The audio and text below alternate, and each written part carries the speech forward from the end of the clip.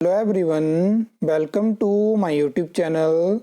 इस वीडियो में हम हिमाचल प्रदेश आउटसोर्स भर्ती कोर्ट केस के बारे में बात करने वाले हैं और यहाँ पे जो है वो कुछ ऐसे पॉइंट्स मैं आपके साथ शेयर करूँगा जो इससे पहले मैंने आपके साथ शेयर नहीं करे थे, तो वीडियो को एंड तक ज़रूर देखना।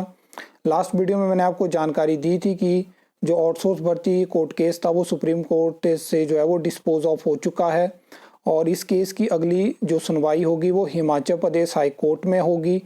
तो यहाँ पे क्या था कि लास्ट हियरिंग में सुप्रीम कोर्ट की तरफ से बताया गया कि हिमाचल प्रदेश में जो सरकार है वो पहाड़ी राज्य में जो है वो आउटसोर्स भर्ती के बजाय रेगुलर भर्ती करे।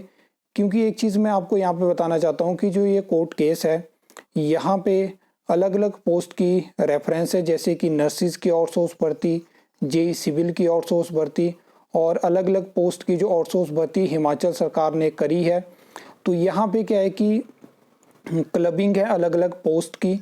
तो यहाँ पे कोर्ट का कहना था कि अगर सरकार किसी भी मतलब इंडिविजुअल पोस्ट में आउटसोर्स रिक्रूटमेंट करती है और रेगुलर पोस्ट को साइडलाइन करती है तो उसमें अलग एप्लीकेशन होनी चाहिए।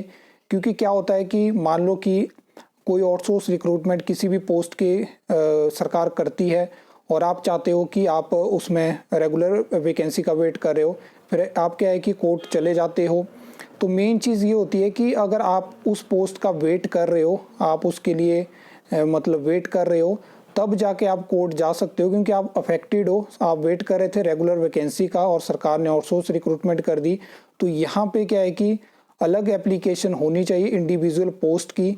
और इसी के रिगार्डिंग मैंने आपको जानकारी दी थी टेलीग्राम ग्रुप में, जहाँ पे मैंने पूछा था कि शिमला या सोलन से कोई है जो कि जेई सिविल की रिक्रूटमेंट का वेट कर रहा है। क्योंकि क्या है कि फ्यूचर में भी आपको जल्दी ही म्यूनसिपल कॉरपोरेशन, काउंसिल और नगर पंचायत में एक बार फिर से जेई सिविल की आउटसोर्स रिक्रूटमेंट देखने को मिल सकती है।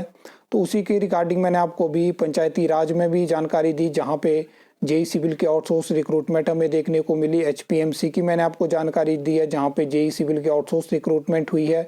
तो फ्यूचर में आपको पीडब्ल्यूडी जल शक्ति विभाग में भी ऐसी चीज़ें देखने को मिल सकती हैं।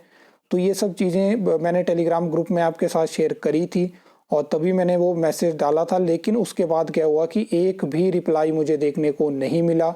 और जब तक आप लोग कुछ इस तरह से चीज़ों को डील करेंगे तो फ्यूचर में फिर आपको आउटसोर्स रिक्रूटमेंट ही देखने को मिलेगी। टेक्निकल असिस्टेंट जैसी भर्तियां हो गया। अब यहाँ पे जो हिमाचल में स्टूडेंट हैं उनको भी सीरियस होना होगा, क्योंकि अगर मतलब सिर्फ एक इंसान ने यहाँ पे मतलब पूरा ठेका नहीं लेके रखा हुआ है कि वो सारा काम करेगा और आउटसोर्स भर्तियों को रुकवाने के लिए अपनी पूरी कोशिश करेगा। यहाँ पे जो स्टूडेंट है वो भी मतलब कहीं ना कहीं सपोर्ट कर सकते हैं सिस्टम में। ये चीज़ें अगर इस तरह से आगे डील होती रही तो आपको फ्यूचर में फिर आउटसोर्स रिक्रूटमेंट ही देखने को मिलेंगी। तो फिर जो आयोग है उनका क्या काम है, और फिर उस आप भी जानते हैं कि आउटसोर्स रिक्रूटमेंट किस तरह से होती है। रिजल्ट का कोई अता पता नहीं रहता है, कब वैकेंसी आएगी, किस तरह से रिक्रूटमेंट का प्रोसीजर है। आप सब लोग जो हैं वो सारा सिस्टम यहाँ पे जानते हैं। तो ये चीज़ें थी लास्ट हियरिंग के रिगार्डिंग, मैंने आपको बता दिया। और आगे जो हिमाचल हाई कोर्ट है वहाँ पे सुनवाई चलेगी और यहीं से हिमाचल प्रदेश में आउटसोर्स रिक्रूटमेंट डिसाइड होगी। और अगर आप चाहते हैं कि ये चीज़ें आउटसोर्स रिक्रूटमेंट हिमाचल में कम देखने को मिले, मतलब मेन बात ये है कि आउटसोर्स रिक्रूटमेंट तो अलग अलग स्टेट में हो रही है, लेकिन एक चीज़ होती है कि कम से कम आउटसोर्स रिक्रूटमेंट। और जो जितनी भर्तियां पहले रेगुलर होती थी, ऐसा तो है नहीं कि हिमाचल प्रदेश के डिपार्टमेंट बोर्ड कॉरपोरेशन में वैकेंसी नहीं है। जो वहाँ पे एम्प्लॉयज़ हैं ओवरबर्डन है, उनके पास बहुत ज़्यादा काम है। और एक मतलब एक चीज़ है कि कुछ डिपार्टमेंट बोर्ड कॉरपोरेशन में बहुत ज़्यादा काम है, कहीं पे काम नहीं है, वहाँ पे स्टाफ ज़्यादा है। तो बहुत सारी चीज़ें यहाँ पे हैं जिनको ठीक करना, जिनके साथ डील करना सरकार का काम होता है और सरकार को ये काम करना चाहिए। तो ये जानकारी मुझे आपको देनी थी। बाकी इसके बाद कोई चाहता है तो टेलीग्राम ग्रुप में या पर्सनली मुझे वहाँ पे टेलीग्राम पे मैसेज कर सकते हो। आई होप आपको ये वीडियो अच्छी लगी होगी, इन्फॉर्मेटिव लगी होगी।